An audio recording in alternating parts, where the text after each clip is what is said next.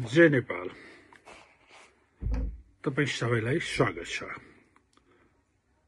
मलाई नेपाली कांग्रेसको इतिहास सम्झिँदा, नेपाली कांग्रेसका नेताहरू सम्झिँदा निकै गर्व लाग्छ।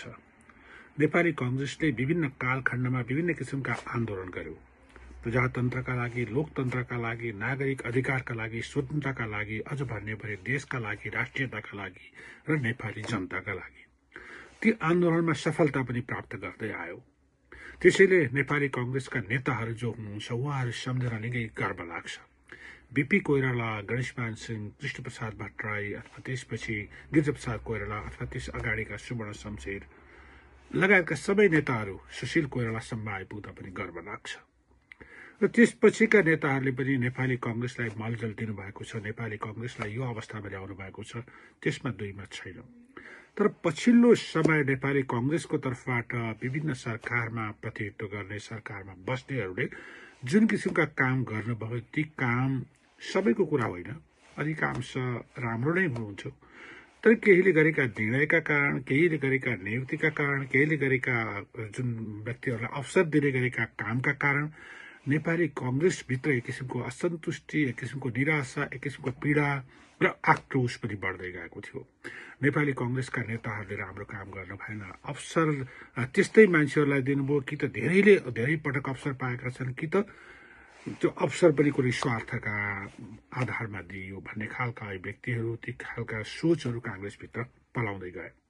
त्यसैले गर्दा कांग्रेसका आम सर्वसाधारण कार्यकर्ता नेताहरू चिन्तित बन्न थाले, निराश बन्न थाले, पीडित बन्न थाले, गुनासो गर्न थाले र त्यस्तै निराशा, पीडा, आक्रोशको परिणाम नेपाली कांग्रेस सहित अन्य पार्टीमा पनि त्यस्तै खालको अवस्था देखिएपछि भदौ 23 र 24 गतेको जनजी आन्दोलन अथवा जनजी मुभमेन्ट भएको भन्दा अत्युक्ति मान्नु पर्दैन। त्यसैले अब नेपाली कांग्रेसलाई फेरि अगाडि बढाउनु पर्ने अवस्था छ। राष्ट्रका लागि, जनताका लागि, मुलुकमा प्राप्त लोकतान्त्रिक गणतन्त्रलाई संस्थागत गर्नका लागि पनि नेपाली कांग्रेस जिम्मेवार भएर अगाडि बढ्नुपर्छ। महिनौसम्म केन्द्रीय समितिको बैठक राखेर समस्या समाधान हुन सक्दैन। छलफल छिटो हुनु पर्यो। जस्तो नीति र विचार अथवा नेतृत्व अथवा संगठन नेपाली कांग्रेसको एकदमै पर्फेक्ट भएर जानु पर्यो। नेतृत्व पनि सक्षम हुनु पर्यो, असल हुनु पर्यो, नेतृत्वको भिजन क्लियर हुनु पर्यो। व्यक्तिगत गुट र स्वार्थ भन्दा पनि पार्टी, देश र जनताको स्वार्थलाई ध्यान दिन सक्ने खालको नेतृत्व नेपाली कांग्रेसले बनाउनु पर्यो। त्यस्तो नेतृत्व नेपाली कांग्रेसभित्र नभएको होइन, छ। त्यस्तोलाई अवसर दिएर अगाडि बढाउनु पनि पर्यो र उनीहरूले पनि स्वार्थ राख्नु भएन। र अर्को कुरा, नीति र विचार पनि स्पष्ट पार्नु पर्यो, किनभने सधैँभरि नेपाली कांग्रेसका नेता अथवा संस्थापक बीपी कोइराला, जो नेपालको प्रथम चरण निर्वाचित प्रधानमन्त्री हुनुहुन्थ्यो, उहाँले प्रतिपादन गरेको राष्ट्रियता, प्रजातन्त्र, समाजवादको व्याख्या गरेर मात्रै पुग्दैन। अब त्यसलाई नयाँ तरिकाले व्याख्या गर्नु पर्यो, नयाँ तरिकाले बहस गर्नु पर्यो, अथवा छलफलबाट नयाँ विचार, नयाँ सृजना पनि गर्न सक्नु पर्यो, जुन कि अहिले मुलुक सुहाउँदो, अहिलेका जनता सुहाउँदो, अहिलेको समय परिस्थिति सुहाउँदो किसिमले त्यो नीति र विचार अथवा सिद्धान्तलाई पनि पुनर्व्याख्या गर्नु आवश्यक छ। अर्को कुरा, संगठनलाई त्यतिकै सुदृढ बनाउनु पर्ने आवश्यकता छ। नेपाली कांग्रेसको संगठन मात्र नभएर नेपाली कांग्रेसका भातृ संस्था, शुभेच्छुक संस्थाहरूको अवस्था हेर्ने हो भने एकदमै निराशाजनक छ। नेपाल तरुण दलको महाधिवेशन पोखरामा नै भएको थियो 10-12 वर्ष अगाडि। त्यसैगरी नेवी संघ, तरुण दल अथवा अन्य भातृ संस्थाहरू, शुभेच्छुक संस्थाहरूको अवस्था पनि त्यस्तै छ।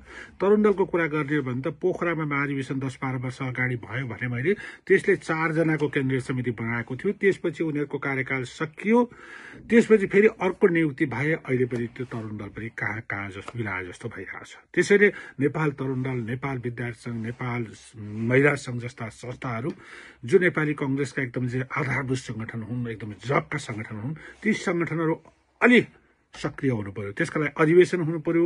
एक अधिवेशनदेखि अर्को अधिवेशनसम्म पनि विभिन्न गतिविधिहरू हुनु पर्यो। अहिले हेर्ने हो भने नेपाली कांग्रेसको अधिवेशन त भएको छ, तर नेपाली कांग्रेसको अधिवेशन हुँदा पनि एउटा वडा अथवा एउटा पालिका, क्षेत्र, जिल्ला अथवा अन्य जुन तह छ नेपाली कांग्रेसका 7-8वटा तह छन्, ती तहमा एउटा अधिवेशनदेखि अर्को अधिवेशनसम्म करिब निष्क्रिय प्राय हुन्छ अवस्था। बैठक समेत बस्न नसकेका छन् कतिपय समितिहरूमा, कतिपय तहको बैठक समेत बस्न सकिरहेको छैन। तर त्यहीका साथीहरू भन्नुहुन्छ अब फेरि विशेष महाधिवेशन अथवा कांग्रेसको नेतृत्व परिवर्तन गर्नु पर्यो भनेर मात्रै। विशेष महाधिवेशनले मात्रै समस्या समाधान हुन्छ भन्ने मलाई लाग्दैन, किनकि विशेष महाधिवेशनले केन्द्रीय समिति मात्रै परिवर्तन गर्छ, तर तलदेखि माथिसम्म अधिवेशन गर्न सक्यौँ भने वडादेखि अथवा टोलदेखि लिएर टोल, ओडा, पालिका, निर्वाचन क्षेत्र, प्रदेश, त्यसै गरी निर्वाचन क्षेत्र, त्यसै गरी अनि जिल्ला हुँदै प्रदेशसम्म पनि हामी नयाँ नेतृत्व, नयाँ ऊर्जा, नयाँ विचार, नयाँ संगठन लिएर अगाडि बढ्न सक्ने अवस्था आवश्यक छ। अहिले देखिएका अन्तर्विरोध कमसेकम नयाँ नेतृत्व आउँदा केही न केही समाधान भएर जान सक्छन्। त्यसैले हामी जतिसक्दो छिटो महाधिवेशनको पक्षमा जाउँ। महाधिवेशन गर्न इच्छा शक्ति हुने हो भने केन्द्रीय समितिले गर्छौँ नै भन्ने हो भने 2 महिनाको अवधिमा जतिसुकै समय राखेर पनि महाधिवेशन गर्न सकिन्छ। जतिसुकै विवाद आए पनि समस्या समाधान हुन सक्छन्। त्यसैले 2 महिनाको समय राखेर महाधिवेशन निर्धारण गरौँ अथवा चुनाव अगाडि महाधिवेशन गरौँ भन्नै पर्दैन। मुलुकमा चुनाव हुने सम्भावना करिब करिब टरेर गएको छ। नेकपा एमाले अब संसद पुनर्स्थापनाको पक्षमा गएको छ। अब नेपाली कांग्रेसका पनि अधिकांश सांसदहरू कता त्यता जाने हो कि भन्ने हिसाबले हस्ताक्षर अभियानमा जुटेका छन्। केन्द्रीय समितिको बैठकमै पार्टीका प्रमुख पदाधिकारीहरूबाट संसद पुनर्स्थापनाको कुरा उठेको छ। त्यसैले गर्दा नेपाली कांग्रेसले आफ्नो महाधिवेशनको गतिविधिलाई अहिलेदेखि नियमित रूपमा अगाडि बढाउँदै जाने, निर्वाचन आयोग भने त्यसका लागि तयार हुन सकिहालिन्छ, बरु स्थगित गर्दा पनि हुन्छ। नभए भने नेपाली कांग्रेसले नियमित महाधिवेशनको श्रृङ्खला अथवा शेड्युल अथवा कार्यतालिका तत्काल सार्वजनिक गरेर अगाडि बढ्नुपर्छ भन्ने मलाई लाग्छ। अहिले नेपाली कांग्रेसमा संस्थापन पक्ष अथवा इतर पक्ष भएर जुन किसिमको प्रतिष्ठाको इगो देखिएको छ अथवा इगोको सवाल देखिएको छ, प्रतिष्ठाको सवाल बनाइएको छ, यसलाई यो नबनाइकन मंसिर महिनाभित्रै सुरु गर्नुपर्छ भन्ने पनि होइन। अब मंसिर महिना त आइहाल्यो। अब क्रियाशील सदस्यता वितरण र नवीकरणमा पनि समय लाग्न सक्छ। त्यसैले मंसिर त भए पुसमा गर्दा पनि भयो, बरु 2 महिना 3 महिना केन्द्रीय समितिको म्याद थप्दा पनि कुनै आपत्ति हुँदैन। तर नेपाली कांग्रेसको संगठनलाई सुदृढ बनाएर जान सक्नु पर्यो। आम सर्वसाधारण कार्यकर्ता, समर्थक, शुभचिन्तकहरूको मनोबल अझै उकास्ने गरेर जानु पर्यो र नेपालमा रहेका अन्य राजनीतिक दललाई पनि अगुवाई गर्ने एउटा प्रमुख पार्टी, इतिहास बोकेको पार्टी भन्ने किसिमले नेपाली कांग्रेस अगाडि जान सक्नुपर्छ। त्यो भयो भने मात्र नेपाली कांग्रेसले भोलिका दिनमा फेरि देशलाई अगाडि बढाउने एउटा नेतृत्वदायी भूमिका निर्वाह गर्न सक्छ। नभए भने नेपाली कांग्रेस पनि एउटा कालखण्डमा कांग्रेस थियो, प्रजातन्त्रका लागि लडेको पार्टी थियो, यसका नेताहरू थुप्रै थिए, थुप्रै शहीदहरू भए नेपाली कांग्रेस तर्फबाट भएर इतिहास भन्ने बाहेक केही हुँदैन। त्यसैले म आग्रह गर्न चाहन्छु, प्रतिष्ठाको सवाल नबनाऊ।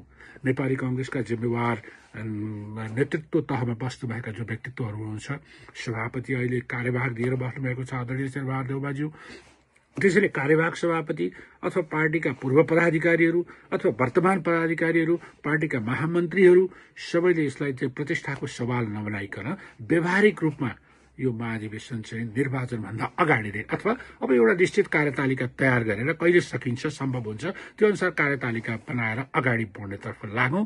त्यसमा नै सबैको हित हुन्छ। नभए भने कांग्रेस पनि कुनै कालखण्डमा थियो भनेर मैले पहिला बनाए जस्तो सीमित हुने अवस्था आउँछ भन्ने लाग्छ। धन्यवाद। जय नेपाल।